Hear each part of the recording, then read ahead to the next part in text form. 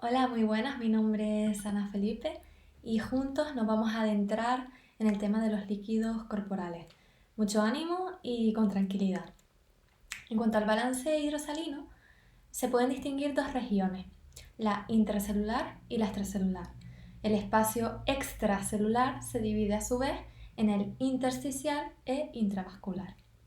El agua supone aproximadamente el 60% del peso corporal, un poquito menos en mujeres o en ancianos. Y es importante conocer que difunde por todo tipo de membranas, excepto en un sitio. Vamos a ver si recordamos en qué zona de los túbulos renales no se absorbía agua, en la porción ascendente del asa de Henle. Pues bien, la concentración y la composición de los solutos o canicas, como diría nuestro profe de nefro, está determinado por tres factores que no han sido preguntados pero me parecen curiosos. En primer lugar, el principio de la electroneutralidad, que no es otra cosa que el hecho de que la suma de los iones a un lado y a otro de la membrana sea igual. En segundo lugar, la distinta permeabilidad de las membranas a cada soluto. Por ejemplo, el sodio o el potasio difunden libremente a través del endotelio, pero requieren de la bomba sodio-potasio ATPasa para entrar a la célula. O las proteínas plasmáticas, debido a su gran tamaño, no son capaces de penetrar en las membranas. Y por último, la transformación de los solutos al entrar a la célula, como la glucosa que se puede transformar en glucógeno. Pues bien, aquí vemos la representación gráfica de lo que acabamos de mencionar y ahora vamos a hablar un poquito del movimiento del agua a través de las membranas. Hay que tener claro, a través de la membrana plasmática el agua se mueve por la diferencia de la osmolalidad efectiva del líquido extracelular. Vamos paso por paso. ¿Qué es la osmolalidad? Pues el número de partículas o de canicas por kilo de disolvente. Entonces, el agua se desplaza desde menor a mayor osmolalidad. El agua se desplaza a donde hay más sed. En otras palabras, desde el compartimento más diluido hacia el más concentrado hasta alcanzar el equilibrio osmótico en torno a 280-295 miliosmol por litro. Una cosa a tener en cuenta que es esencial es que solo aquellas sustancias que no son capaces de atravesar estas membranas semipermeables son las capaces de generar un flujo de agua. Y dentro de los osmoles eficaces se encuentra el manitol, la glucosa si viene acompañada de un déficit insulínico o el propio sodio, sodio que es el protagonista de la osmolaridad del líquido extracelular y que ya nos suena que si medimos la osmolaridad y existe una diferencia a la calculada por esa fórmula que incluía además de sodio, urea y glucosa, es que existe una sustancia osmóticamente activa distinta de las incluidas de la fórmula.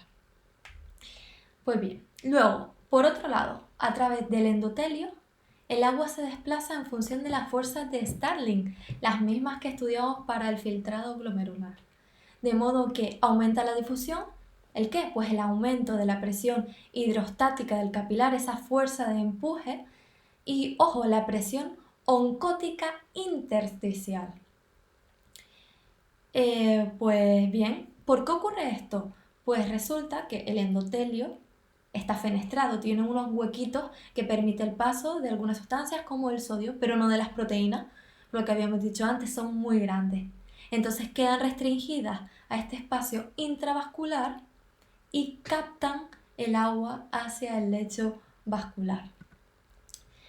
Por último, la regulación del volumen extracelular está determinado por la volemia efectiva, por el volumen que hay en el interior de los vasos arteriales.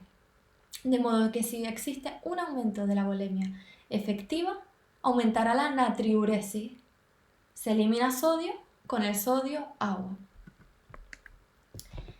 A modo de resumen, para integrar todo lo dado hasta ahora, entre el espacio intra y el extracelular, El cambio de agua se produce en función de la osmolaridad, siendo el protagonista el sodio en relación al agua, porque no es capaz de penetrar dentro de la célula. Y entre el intersticio y el lecho intravascular, el movimiento de agua depende sobre todo de la presión hidrostática y esta a su vez del volumen absoluto, sodio más agua. Ahora tenemos esta diapositiva que es verdad que no es muy rentable, pero simplifica todos los trastornos de los volúmenes. Algunas pinceladas.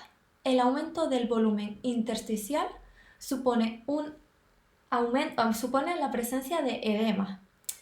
Es decir, que si solo aumenta de manera aislada el volumen intersticial, no hay hipertensión. Y en cuanto a los descensos de volúmenes, si disminuye el volumen del líquido extracelular, como por ejemplo en una hemorragia, se ponen en marcha mecanismos que ya conocemos de compensación como taquicardia, oliguria, etc. Pero ojo, no cambia la osmolaridad, mientras que sí que cambia cuando se produce una pérdida aislada de agua, aumenta la osmolaridad y se produce, como veíamos antes, la deshidratación celular.